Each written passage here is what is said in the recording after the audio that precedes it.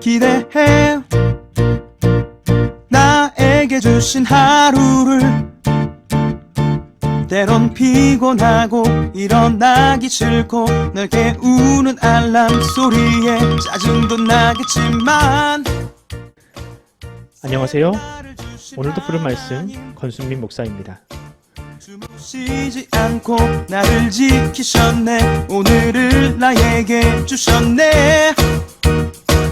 새 말씀 안에 주가 주신 사랑과 은혜와 능력. 오늘 우리가 은혜 받을 하나님 말씀은 출애굽기 7장 1절에서 7절까지 말씀입니다. 여호와께서 모세에게 이르시되 볼지어다 내가 너를 바로에게 신같이 되게 하였은즉 내 형 아론은 내 대언자가 되리니 내가 내게 명령한 바를 너는 내 형 아론에게 말하고 그는 바로에게 말하여 그에게 이스라엘 자손을 그 땅에서 내보내게 할지니라. 내가 바로의 마음을 완악하게 하고 내 표징과 내 이적을 애굽 땅에서 많이 행할 것이나 바로가 너희의 말을 듣지 아니할 터인즉 내가 내 손을 애굽에 뻗쳐 여러 큰 심판을 내리고 내 군대 내 백성 이스라엘 자손을 그 땅에서 인도하여 낼지라. 내가 내 손을 애굽 위에 펴서 이스라엘 자손을 그 땅에서 인도하여 낼 때에야 애굽 사람이 나를 여호와인 줄 알리라 하시매 모세와 아론이 여호와께서 자기들에게 명령하신 대로 행하였더라. 그들이 바로에게 말할 때에 모세는 80세였고 아론은 83세였더라. 아멘. 오늘 설교 제목은 완악한 마음에는 약도 없다입니다. 얼마 전 아내가 학교에서 수업을 하다가 겪은 일이라며 저에게 이런 이야기를 했습니다. 요즘 중학생들은 3주에 한 번 학교를 가는데 나머지 2주는 줌으로 온라인 수업을 받아야 한다고 합니다. 이 온라인 수업에 참여를 하려면 무조건 줌에 접속을 해야 하고 카메라를 켜야 하는데 보통은 얼굴을 잘 보여주지 않고 마이크도 발표할 때만 잠깐 켜는 그런 시스템이라고 하네요. 그런데 어떤 한 학생이 마이크를 끄지 않은 상태로 수업을 들었다고 합니다. 그리고 수업과는 상관없는 키보드와 마우스 소리가 무척이나 시끄럽게 들려서 수업에 방해가 되었다고 합니다. 그 소리는 누가 들어도 게임을 하는 소리였습니다. 수업을 하던 아내는 그 소리를 듣고 무척 화가 났다고 하네요. 아무리 온라인 수업이라고 하지만 엄연히 선생님이 강의를 하고 있는데 그것을 무시하고 게임을 하고 있다는 것, 그것도 마이크를 켜놓고 수업을 방해하고 있는 그 학생에게 소리를 지르며 당장 게임을 멈추고 마이크를 끄라고 했다고 합니다. 그런데 아무리 소리를 질러도 그 학생은 반응하지 않았고 담임선생님과 엄마에게 이 사실을 알리겠다고 했다고 합니다. 보통 경우라면 당장 게임을 멈추고 선생님께 사과를 해야 하는데 이 학생의 반응은 너무나도 뻔뻔스러웠습니다. 뭐라고 했을까요? 그 학생은 이렇게 대답했습니다. 그렇게 하세요. 본인은 부모님에게 혼나는 것은 결코 두렵지 않다라는 것이죠. 저는 그 학생의 이야기를 들으면서 사람의 마음이 완악해지면 저렇게까지 막 나갈 수 있구나라는 사실에 새삼 놀라웠습니다. 완악한 마음은 선생님이라는 권위도 무시하고 부모라는 존재에 대해서도 두려워하지 않게 만든다는 것이죠. 그 자체로도 죄이고 타인까지 불행하게 만드는 이 완악함은 분명히 하나님이 미워하시는 죄인 것입니다. 여러분 언제 사람의 완악한 마음을 느껴보셨나요? 그 완악한 마음으로 인하여 상처를 받으셨나요? 오늘 본문에서도 하나님은 한 사람의 완악함으로 인해서 일어날 일과 그런 완악한 사람을 통해서 이루실 하나님의 계획을 미리 예고하고 있습니다.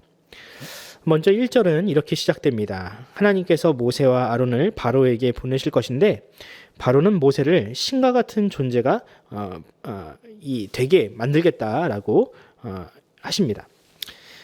그리고 바로에게 말을 전하는 것은 아론의 역할이 될 것이다 라고 말씀을 하시죠. 저는 이 대목에서 조금 이상한 점을 느꼈습니다.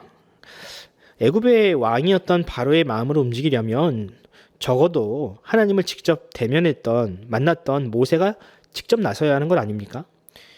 아무리 그래도 바로는 애굽이라는 강대국의 왕이고 당시에는 신으로 추앙받던 사람인데 모세도 아니고 아론이라는 대언자가 바로를 상대해도 되는 건가요? 또 바로는 자신을 신의 아들이라고 포장해서 사람들에게 존경과 존중을 받고 있는 사람인데 자신들이 부리는 이 노예들이 찾아와서 자신보다 훨씬 더 강한 이 능력을 보여준다면 사람들이 과연 어떻게 생각할까? 아마도 이 사람들이 바로의 신적 권위를 의심하지 않겠습니까?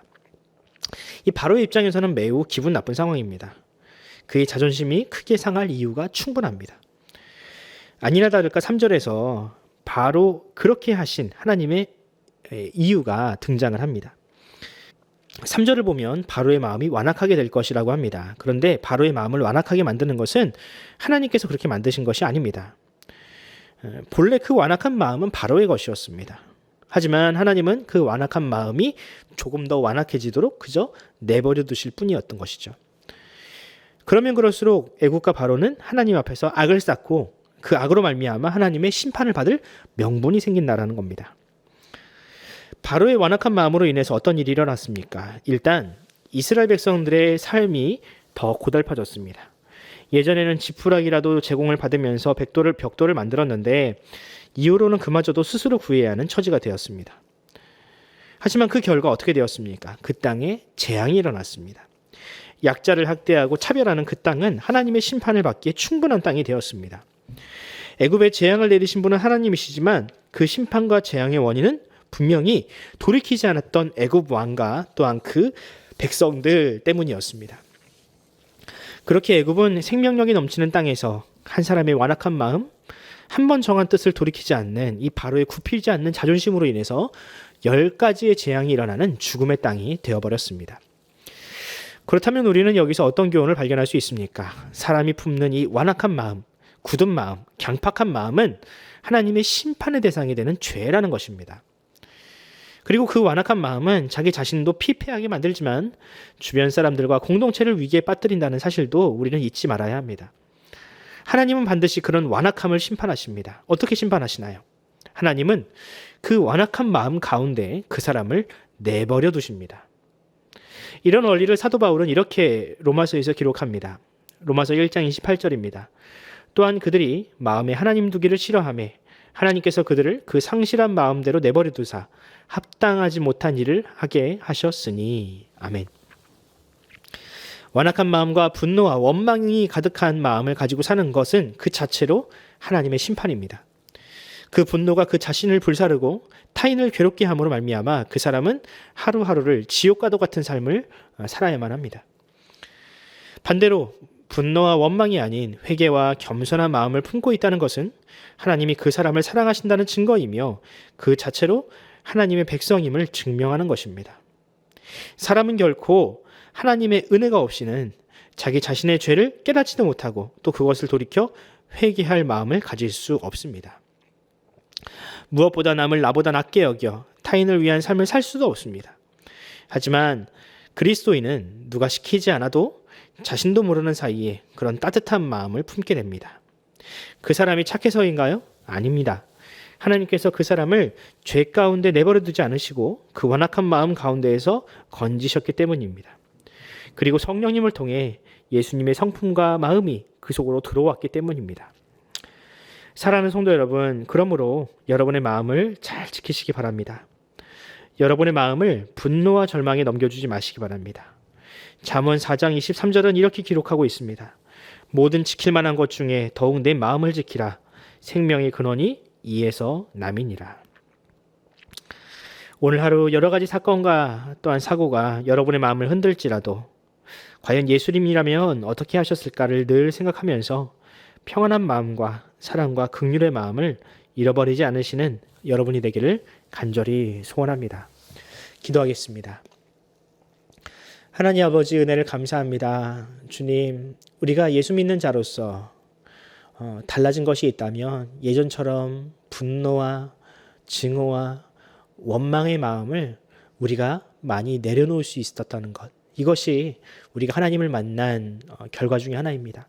주님, 그렇지만 아직도 내 마음에 남아있는 미움이라는, 또 증오라는, 원망이라는 싹이 아직도 남아있다면 주님, 우리가 그것들에게 우리의 마음을 내어주지 아니하고 예수님이 우리에게 주신 그 사랑의 마음, 따뜻한 마음, 긍휼과 또한 자비의 마음을 우리가 잘 발전시켜서 과연 예수 믿는 자가 이 세상에서 어떻게 살아가는지, 타인을 어떻게 대하는지, 또 내 마음을 어떻게 다스리는지를 우리가 이 세상에 사람들 앞에 보여주게 하여 주시옵소서.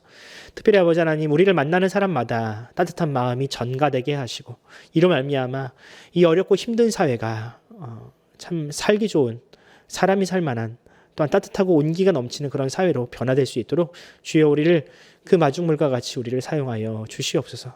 감사드리며 예수 그리스도의 이름으로 기도드립니다. 아멘. 사랑하는 성도 여러분, 우리가 함께 기도합시다. 오늘 하루 내 마음을 잘 지키게 하여 주시옵소서. 그 어떤 사람이 내 마음을 흔들지라도 늘 평안하게 하시고 그 마음을 잘 지켜서 우리가 우리 마음 속에서 예수님께서 주신 그 마음을 잃어버리지 않게 달라고 함께 기도해 주시기 바라고요. 또 코로나 바이러스와 또한 그것을 예방할 수 있는 백신이 하루속히 보급되고 우리에게까지 이를 수 있도록 여러분들 기도하면서 그것을 기다리시기 바랍니다. 함께 우리가 기도하겠습니다.